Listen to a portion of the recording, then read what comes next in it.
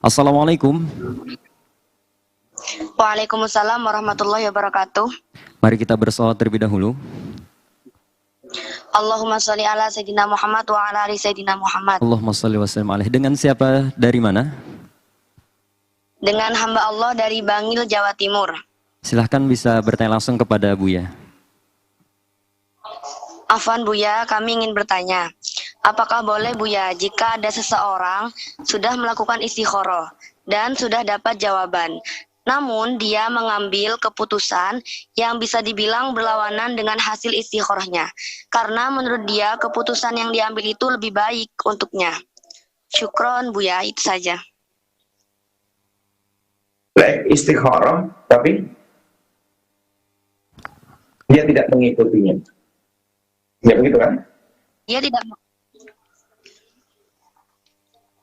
Tidak mengambil keputusan istikharahnya itu, Buya, akan tapi mengambil keinginan yang lain gitu, Buya. Karena mungkin dipandang lebih baik. Jadi begini, yang pertama, cara beristikharah itu adalah melakukan sholat 2 rakaat, kita petunjuk kepada Allah. Antara kita melakukan, tidak melakukan, meminang, tidak meminang, melanjutkan, tidak melanjutkan.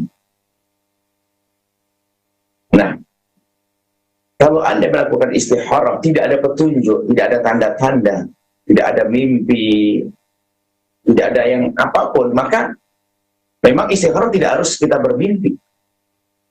Atau ada petunjuk yang jelas, tidak. Yang penting Anda jika ada bimbang antara melangkah dan tidak, antara maju dan tidak, Anda melakukan istikharah. Setelah Anda melakukan istikharah, sudah Anda belajar menjalankan sunnah Nabi. Jadi Anda tinggal melanjutkan yang jelas, itu halal yang akan Anda lakukan. Tinggal misalnya, mohon maaf, melamar. Seorang laki-laki melamar seorang gadis.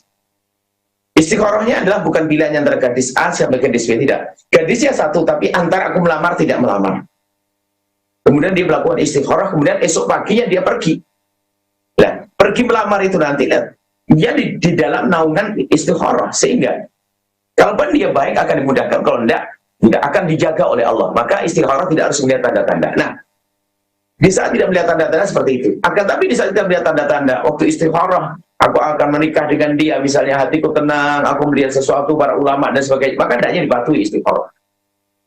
Dan jangan sampai kita melanggar istikharah kita.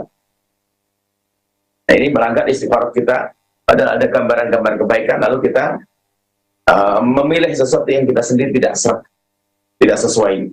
Atau ada tanda-tanda ketidakbaikan, masih saja kita melanggarnya. Atau ada tanda-tanda baik, kita tidak melakukannya, nggak boleh. Maka istikharah itu menyerahkan pada Allah, tapi ingat ada dua macam. Kadang ada tanda-tanda, kadang tidak. Yang tidak ada tanda-tanda, nggak usah mikirin Anda. Yang penting Anda jalani, maka kalau itu aman, baik, tentu akan Allah mudahkan, kalau tidak akan Allah hentikan. So doanya Allah, karena hadal amru khairun li dini wa ma'ashi wa agabi Amerika begitu. Ya Allah, kalau ini baik untukku di dunia dan di akhiratku. Nah, gitu. Bukan pastikan, ya Allah, aku dengan ini, oh enggak. Jika ini baik untuk duniaku dan akhiratku, maka mudahkanlah untukku. Ya, lakukanlah. Kalau memang nanti akan dimudahkan, berarti diri Allah. Kalau tidak seperti itu. Nah, kalau ada tanda-tanda, harus mengikuti tanda-tanda.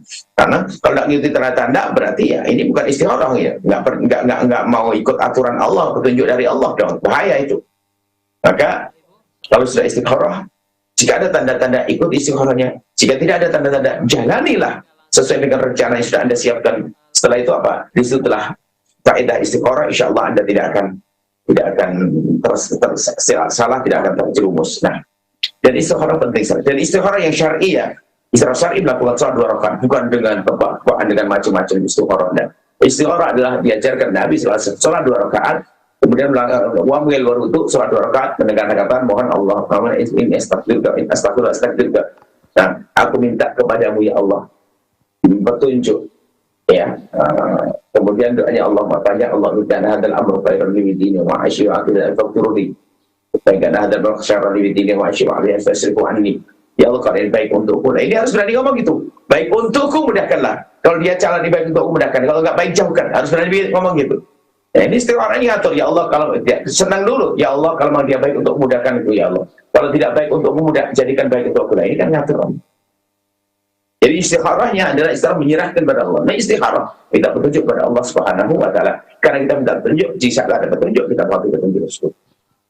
Seperti inilah, semoga Allah mudahkan kita di dalam menjalani hidup ini, dan semoga Allah memilihkan kita untuk yang terbaik. Maka berhimbau setiap hari kita bisa melakukan istighfar. Karena setiap hari kita antara maju dan mundur, belanja tidak belanja, beli tidak beli, dan seterusnya.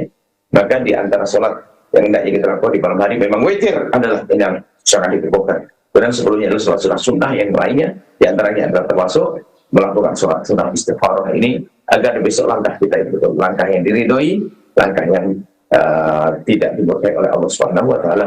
Wallahu a'lam bishawab. Setelah Anda menyaksikan video ini, jangan lupa berselawat kepada baginda Nabi Muhammad sallallahu alaihi wa alihi wasallam.